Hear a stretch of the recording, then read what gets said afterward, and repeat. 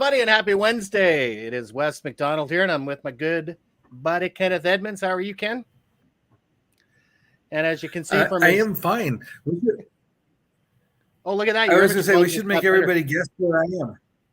I'm going to say our friend Ken is off on another cruise ship, so that's going to bring us, we'll get there in a second, but first of all, as always, if you have questions or comments, make sure you join the conversation because it's a lot more fun that way. So if you're watching us on LinkedIn, you can simply do that in the comment section. Same with the Facebook group and on YouTube. Just leave your comments, questions as we move along, and we will definitely make sure we get to them. And maybe we'll start with the first one. This is always a fun one because we have viewers and friends from all over the world. And I'm from Canada, so I'm on Lake Erie. I just got off a call with a coworker who's new to the organization, and he thought I was actually from Florida. And I don't know why he would think that based on the clothes I wear in the background in my room. And where are you, Ken? I am on a cruise ship off the coast of Mexico headed toward Mazatlan. We'll be in Mazatlan here in a little while. Well, that sounds pretty nice. So like you're actually on the ship now. Is it in motion, or are you still sitting in port? Yep, it's in motion. We don't get to port till for about an hour. Well, so that's about great. The time the show winds up, well, we should be getting in the dock. Well, I wish I was with you, but I am clearly not. And as we talked about before we actually got started recording today, I am less than 2 weeks away from moving my house to a new location. So I am definitely feeling the pressure, but pressure is good, right? And speaking of pressure, that's probably a good segue for what we're going to be talking about today, Ken. So maybe you can introduce us to this concept of SWOT. No, and it's interesting because this ties in very closely with the things we've been discussing. We had a segment we did on the pest analysis. We talked about rich media marketing last week. Today we're going to talk about SWOT analysis, which stands for strengths, weaknesses, opportunities, and threats. And all of these things are a part of what we need to do to prepare our companies and our businesses and our teams for the future. Yeah, I love that. And, the truth is that SWOT analysis, regardless of the industry you're in, is probably one of the most fundamental things that you can do to actually, drive your program forward, right? And you and I did that when we were looking at flat rate as an option for the dealers and the partners that we work with. And we'll certainly be talking about, some of those things today. So let's maybe start on the strength column, right? So when we look at the strengths that an organization has, and we're doing a SWOT analysis when we're building this out, what kind of things are we looking for? What kind of things should we be detailing? Okay, so what are we good at? If somebody was going to describe the things that we're good at, what would they say? Is it customer service? Is it our response time? All of these are things that we can be good at and that would be part of our strengths.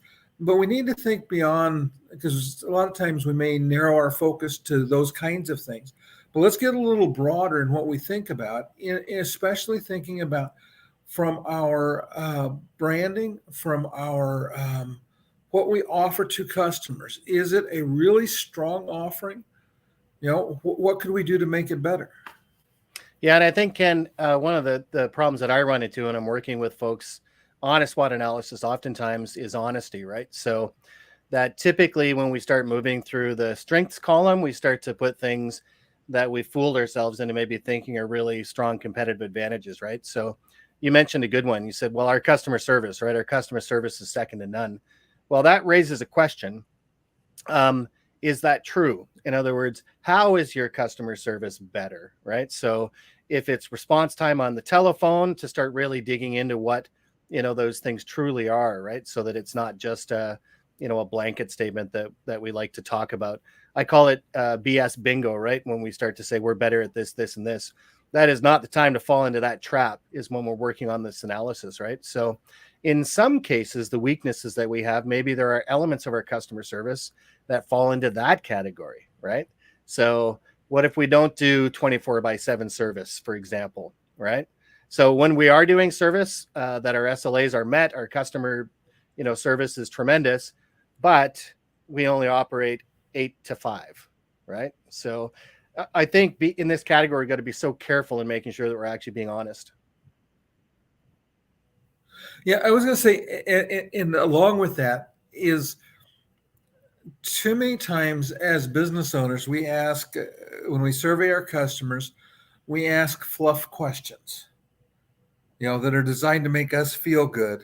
They're not designed to teach us anything. I am a firm believer that the most important feedback we get in any business is asking the tough questions. Ask your customers, what could you do better?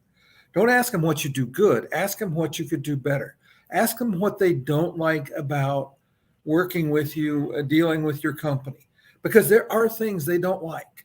And they may never tell you, they may just go away. But if you'll ask the question and then take what you learn and start to fix it, then you truly start to have great customer service.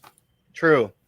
And I want to play a little game right now, which is we'll pretend that we're working on an office equipment dealer that's doing a SWOT analysis, right? And one of the first things that comes up oftentimes is we have the best equipment, right? So whatever brand that they're carrying, maybe they feel that that's the best equipment. And what I would argue there is to put on the brakes for a second and say, are our competitors saying the same thing, right? Because that strength truly has to be something. You talk about the purple cow all the time, right, Ken? And I love the purple cow. In other words, is that strength unique? Yeah. Is that strength unique? And for those that aren't familiar with the purple cow, you can check out Seth Godin. Just look him up online and look up the purple cow analogy. But the basis of the analogy is that the differences, the strengths have to be just unique enough that the competitors are not doing them, right? So I would certainly encourage that. And one of the things that we help people do, Ken, and I am going to do a shameless plug, right, is billing models, right? So if you look at strengths, if you can offer managed print services to a customer in a myriad of ways, maybe it's a bundled cartridge, maybe it's providing them just cartridges for their remote workers, maybe it's cost per page, and maybe it's a flat rate program based on a user or per device basis, right? That the more ways that you can actually facilitate how you bill for your services is going to put you up in that strength column, right? So even if you have a great cost per page program that it runs seamlessly and you don't have a lot of errors in your billing, if somebody else provides a different way of doing it to satisfy a customer's different needs, such as flat rate, then that's not quite the strength you thought it was, right? All right. That is exactly correct. And that is the challenge, is we can be very good at what we do. The question is it what our customers want us to do?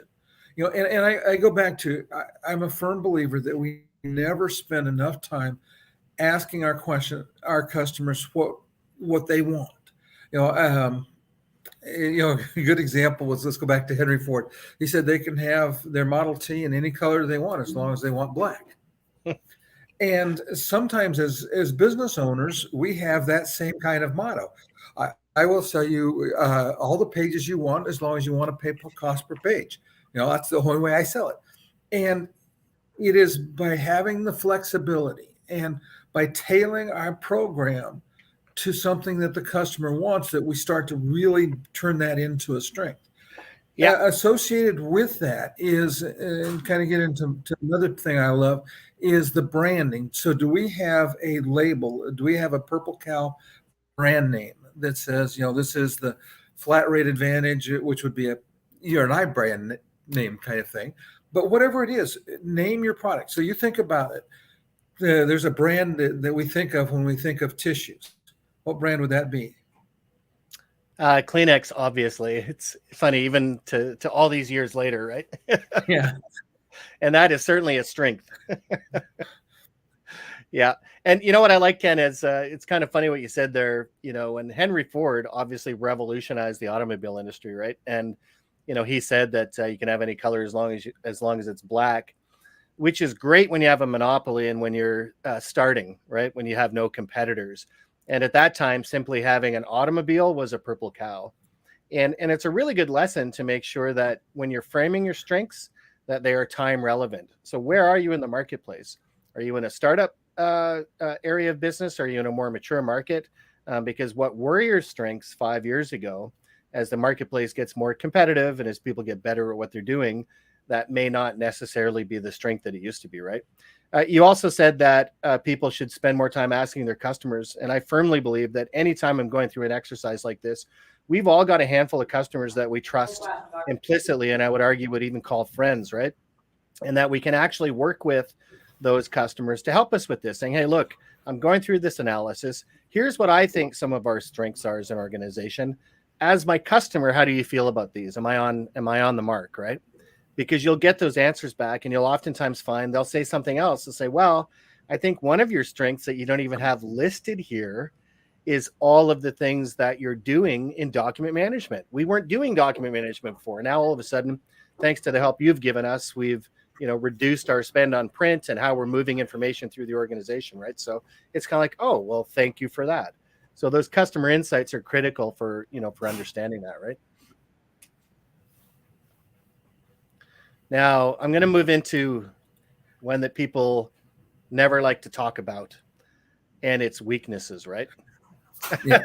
So let me start this on a personal level, right? Let me go back to this. Yeah, I was just going to say. I was going to say, let me add one thing.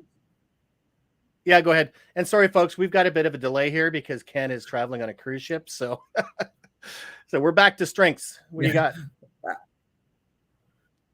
Okay, I was to say, just when we're talking to customers, don't include just the ones that like you. There's a book that's required reading in my service management program, and it's Customers for Life by a guy named Carl Sewell, who is one of the most successful luxury car dealers in the world. And what he did was he would have lunch and learn sessions where he brought in customers that liked him, but he also brought in customers that would complain and gripe. And he put them in a room together. And what he did was he would ask, he says, tell us what you like about doing business with us and tell us what you don't like. And he said, the good customers gave all the likes right away. And then the bad customers would start to list some of the things that they didn't like. And he said, pretty soon, even the good customers had some things they didn't like. And it is taking those things that your customers don't like and fixing them that has so much power for your company. Yeah, and I did put that in there in the bottom there. So the book is called Customers for Life. Make sure you check it out. And that's a good segue into the weaknesses, right? So asking these harder questions about what we don't do, right? The things that you feel maybe we're dropping the ball on, right? And, we're all built differently, right? So one of my strengths, I would say, is definitely the ability to be able to communicate with people, right? To be able to start conversations and to be able to make people comfortable in those conversations. I would say that a weakness that I have is that I assume people want to have those conversations. I think everyone wants to, to talk about things and dive into them. And the truth is they don't. So we've got to be kind of honest about strengths and weaknesses, because sometimes situationally a strength can also be a weakness, right? And I'm going to add, we'll talk just a little bit about the synergy between you and I, because if we need graphics, you are the graphics guy. If we need really good words, you're the words man. I am the tech guy. I fix stuff on the back end, try to make sure that those things work like they're supposed to. But without the SWOT, that's your graphic. The flat rate world up there, that's your graphic. And it's an important thing to realize that when Ken and I decided to work together on our flat rate initiatives, it's because of the different strengths and weaknesses that we have, right? Because they're complementary, and going through this exercise can really help you to do that, right? So when it comes to delivery on a service program for flat rate, when you're looking at how you need to change things in the service department, this guy right here. So he's part of the team for making sure that those things happen, right? When you need to work on maybe some of the marketing materials or the conversation pieces, right? Then I can help out with those, right? And that's really important, is just to make sure that you understand that you've got in your own organization people with different strengths and different weaknesses, and making sure that you're leveraging those in your analysis, right? So let's look at an example of weakness in a managed print program, for example, right? So a weakness may be even if I provide tremendous managed print services, a weakness could be that I do not have a digital workflow option available for the customer for things where maybe they don't have to print, right? And that would be a weakness in this marketplace as we're quote unquote entering the digital transformation, right? Everybody talks about the digital transformation and doing things to help. So if we're not part of that, if all we're doing is offering great cost per page services and the best managed print, then that for us is certainly a weakness moving into the marketplace in the future, right? Okay, and now I had a couple of other things that could be weaknesses. Is maybe our customers want some products that we don't have, and so if we can't satisfy all of our customers' needs, that then is a weakness, because what happens is it opens the door for our competitors that may offer those things to come in and get into our hen house, so to speak. So that's a piece of the things. It'll show up also as threats and opportunities, but it's something that we can think about as a weakness as well. Is my product offering in the marketplace as strong as it could be? If it's not, if I don't have the products my customers need and want, and it goes back to the conversation, what else could we provide you? What else would you like to buy from us? Ask those questions so that we can learn, so that we make sure that we fix these weaknesses in our offering before this competition comes in and winds up owning the hen house. Yes.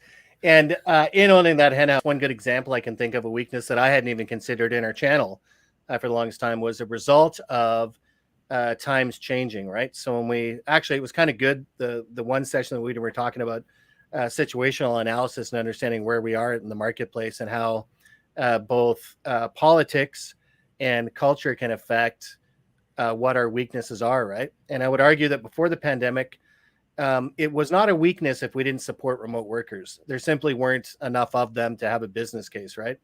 But I would argue that in 2022, if we don't have a solution in place to be able to service remote workers for their print, copy, and workflow needs, that's a weakness, right?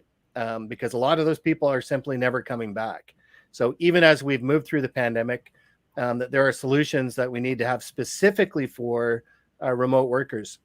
And Ken, I can tell you what a remote worker doesn't need in a home office right now, and that's a full-size copier, right? Or a work group printer. What they may need is a smaller solution because of how limited their output's going to be, that can still be monitored, that we looked at as a consumer-grade printer before, right? So I don't know if you saw the interview that I did with Valerie Alt-Haidman over at Gap Intelligence, but it opened my eyes profoundly on what some of the options are and how the marketplace works for what we consider consumer-grade printers, right? And so I would consider that a weakness in 22. If we don't have a solution for a remote workforce, that is definitely something that we need to put down in this column, right? Okay, and so I'm going to play on that a little bit, because that goes back to we want to have a solution, but the output piece of it is a small part of that solution. Think about what else your company needs associated with remote workers. They need security. They need UCAS. They need some other things. And if we don't offer it and the competition does, then that is a weakness on our part. It sure is, especially with remote work, right? That we kind of all accidentally did the best we could to send people home and work, to make sure that they had access to their email, to make sure that their computers worked, these kind of things. What we didn't consider was, how does the security footprint change, right? What are my vulnerabilities now that my worker is sharing the network with their college-age students or their teenage daughter or other people in the home, right? How do I make sure that remote office is, to your point, as secure as possible? And the answer is, there are answers for that. There are solutions for that. And if you're not providing them, especially as it's going to remain out there, forever, then that's, definitely a weakness, right? Now, one thing I love about weaknesses, Ken, is that they raise interesting things for the next thing we're going to talk about in the analysis, so let's talk a little bit about opportunities. When we talk about opportunities, what are we talking about, Ken? Well, we're talking about ways that we can grow our business, and we've talked about this a couple of times before. That what happens is that businesses are changing, And as businesses evolve and as what customers want evolve, this opens up opportunities if we're the ones that start to find the solutions for the customer. And it's interesting that most managed IT companies would love to have 3,000 or 4,000, 10,000 customers in their base because they'd be incredibly wealthy. Most dealers, small dealers got 3,000 customers. So there's a huge opportunity. And in fact, I do believe that the number we talked about is that the spend, the technology spend that the typical office dealer gets is somewhere on the order of 10% of a customer's technology budget, technology spend. So that means that you could potentially increase your revenue per customer by 9 times just by increasing what you can what you supply for them. And so I am such a firm believer that the more that you can do to satisfy your customers' needs, the more ways you can think to penetrate them. And I use the analogy of fishing. That a fly fisherman's got a tiny hook with no barb on it, and it takes all he can do to get that fish in. But it's very easy to release. Whereas somebody that fishes for pike or muskie, they have a great big treble hook, the size of a saucer, and it's got 3 barbs. And when they set that hook, that fish is typically not coming off.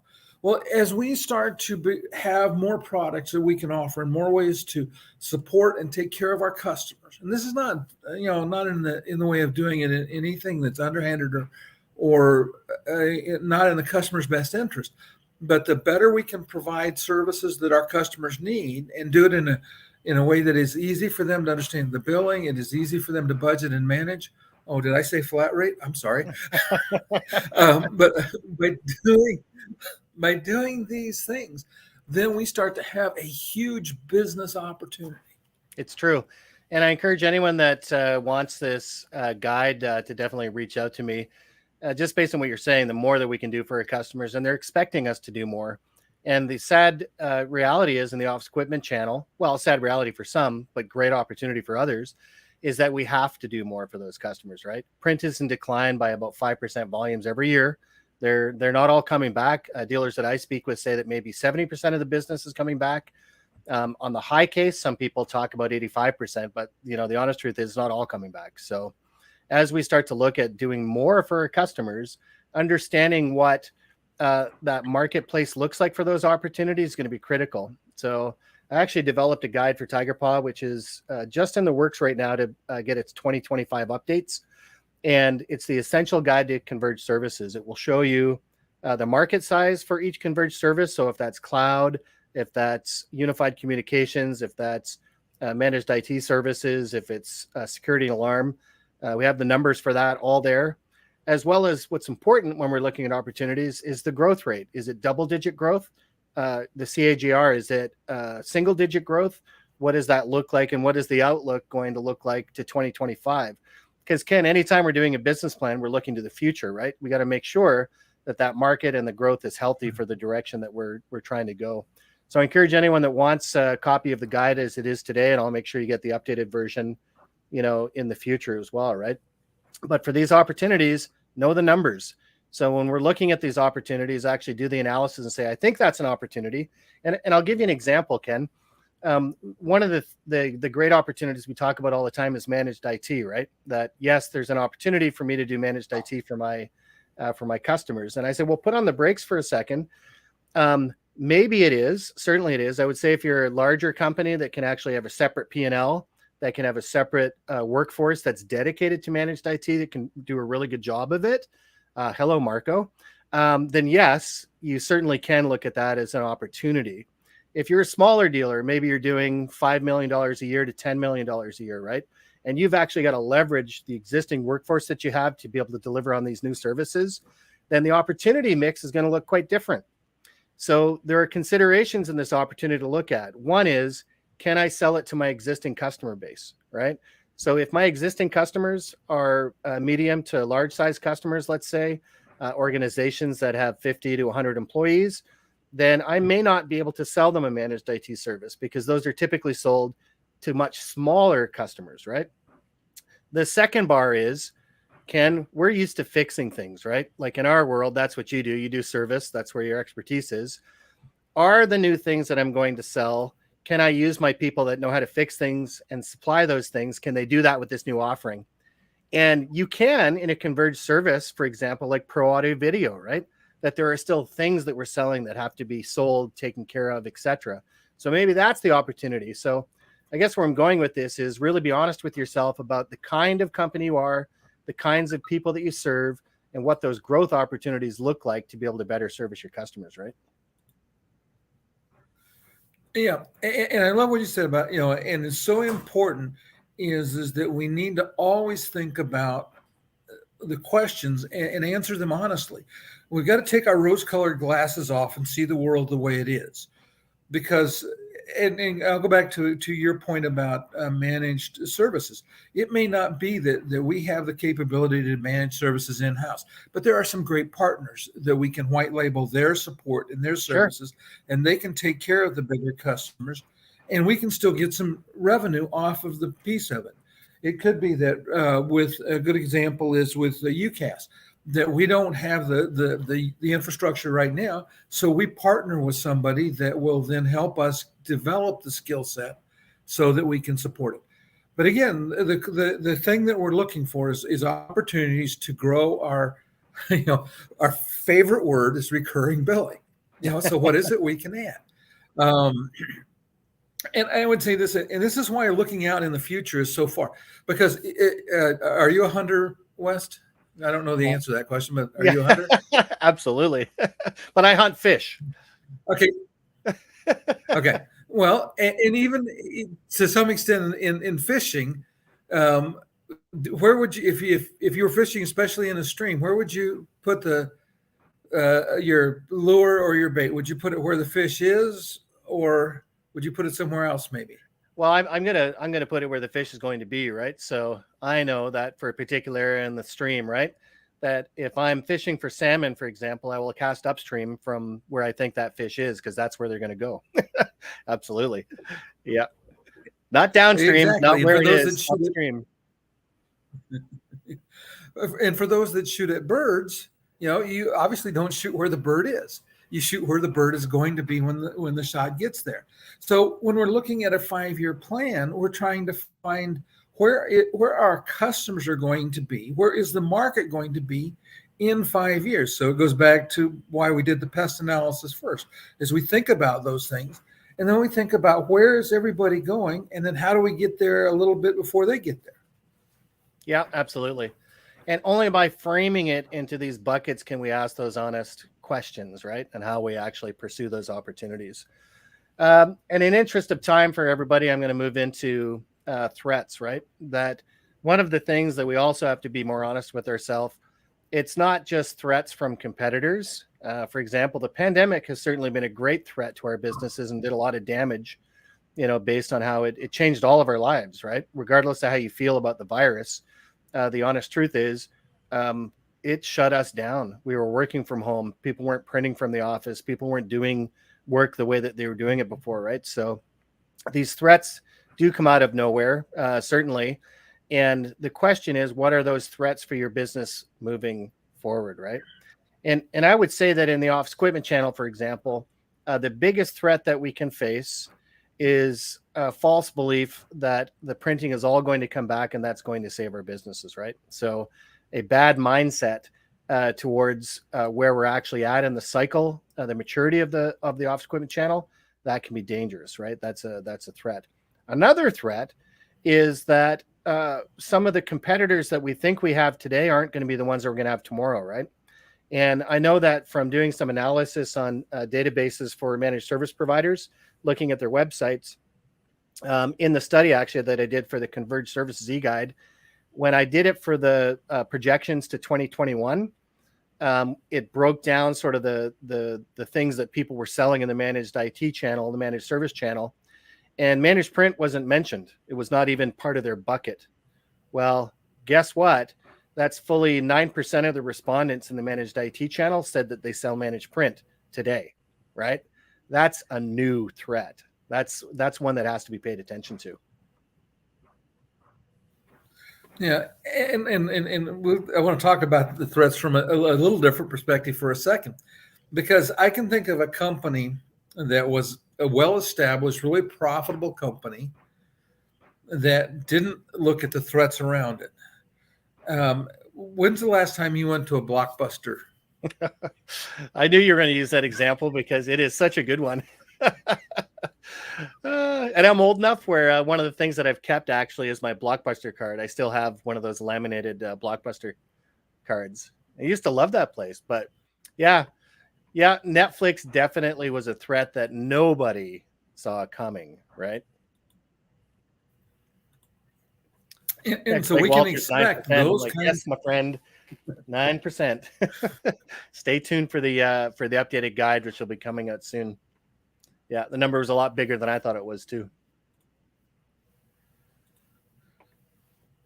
Yeah, Yeah, so Blockbuster I definitely was, missed the boat on that, right?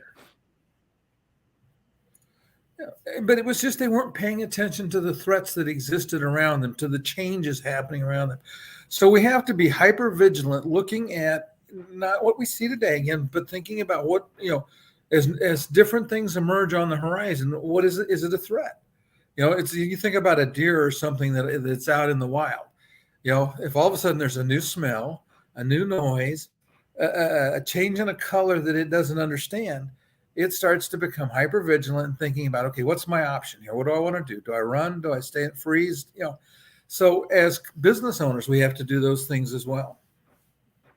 That's great, Sarah. And yes, that's the other part of my Blockbuster story is that I actually worked at a Blockbuster just north of Toronto. So yeah, you can tell your husband he's got a fellow Blockbuster alumni right here. Yeah, and the other thing that they missed, Ken, when they looked at the threats was they made the wrong assumptions, right?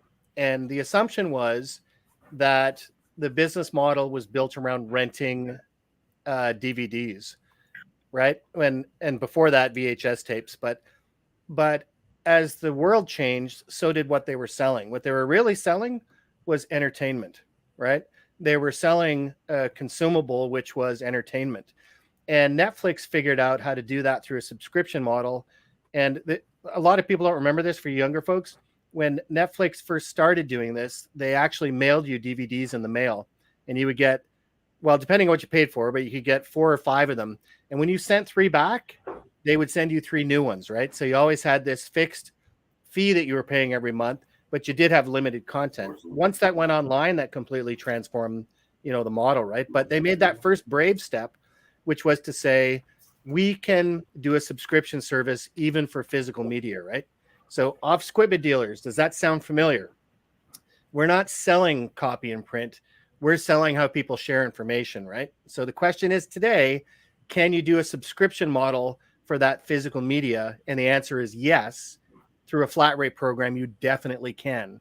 And as time goes on, as we start to look growing the business into the future, there will continue to be less reliance on that physical media for sharing information as this digital transformation continues to take hold, right? So I think it's a great example, Ken, because it's very similar to the transition that we're going through even in our space, right?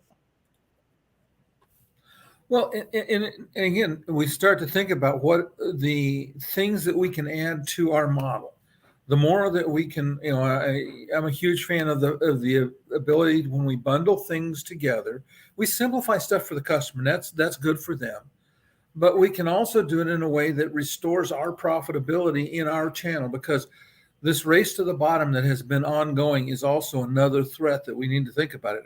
I use what we compound the declining print and the declining price point for every print at double or nothing. When people are making no copies, it's hard to have a business.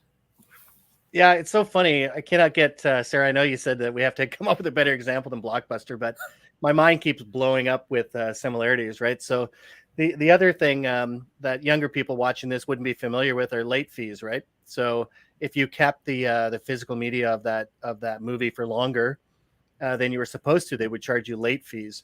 Well, guess what? We do the same thing in the copier industry today.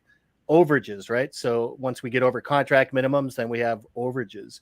And certainly in a flat rate model, those things simply don't happen, right? So pay attention to that changing marketplace, because just like Netflix domination over Blockbuster, it happened a lot faster than most people saw coming. And Greg, I like your Tower Records, thing there here. In Toronto, it was Sam the Record Man was the place that I used to go for my vinyl. And another important thing there when we're thinking about threats is not to think that things are going to have a great comeback, right? Because to Greg's example of records, right? Tower Records, Ken, you saw the resurgence in vinyl coming back, right? That people said, oh, wow, the fidelity is better. People are starting to buy vinyl records again, etc. And yes, that's true for audiophiles, right? For a very small portion of the public, vinyl has made a resurgence, but it is a niche market. So if through your SWOT analysis, you decide that you want to be a niche player and go after a certain subset of customers, then by all means, just make sure you're using that SWOT analysis to figure out who you're going after, what it means to be in business, what your mission is, right? Yeah, I guarantee you those that are selling vinyl records today, they're making a boatload of money, but they know their market and they know it's a very small one. Yeah. Because the majority of people are still going to be people that stream.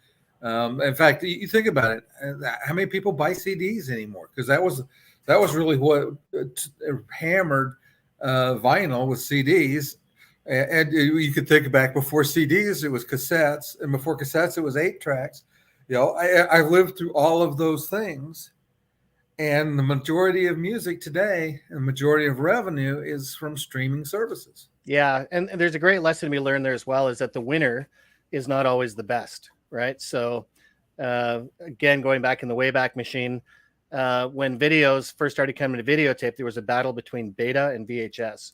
The better technology, the higher definition technology, was Betamax, but it didn't win. VHS won the war because it was cheaper and they could proliferate it through the marketplace faster. They had a bigger marketing engine behind it, right? So that killed beta. To your point, CDs replacing vinyl. CD quality, everyone knows. MP3 quality is crap. That there's actually a noise canceling feature built into every MP3 because there's a hiss that you can't get rid of other than filtering it out, which interferes with the the fidelity of what you're listening to, right? Records, vinyl albums are still way better than CDs for music quality, but that didn't matter, right? So as you're going through this analysis, don't always think just because something is better that it necessarily is going to be your strength. Sometimes focusing too much on those things, can actually hurt you, right? So, but going through the exercise for anyone on today, I would certainly love to get your feedback. You can reach Ken and I to talk about your own SWOT analysis or any questions that you may have. And Ken in particular has worked with lots of folks on their SWOT plans and is a great resource for that. One of the things you can do to add to your strength portfolio for sure is make sure that you visit flatrate.world. See what's happening with flat rate for Managed Print. Don't ignore it. Make sure that as you're going through your analysis, what you want to be as you sort of transform into the future for your business, that flat rate should be a part of that. And we can, certainly help you out, right? And doing so, as we start to move through this, that you start to build customers for life, going through this analysis, making sure that you're constantly evolving your business, that you are paying attention to becoming what you want to be versus who you were yesterday, absolutely critical. And we certainly look forward to helping. So, Ken, I hope you enjoy the rest of your day out there and the journey to wherever you're going in Mexico. Well, actually, I'm looking out the window and we are tied up alongside the pier in Mazatlan. Well, you've made it. So it'll be off and exploring. Well, look at that. Perfect timing, right? And hopefully everyone else has reached their destination or their pier today. And until next time, keep learning. We'll see everybody.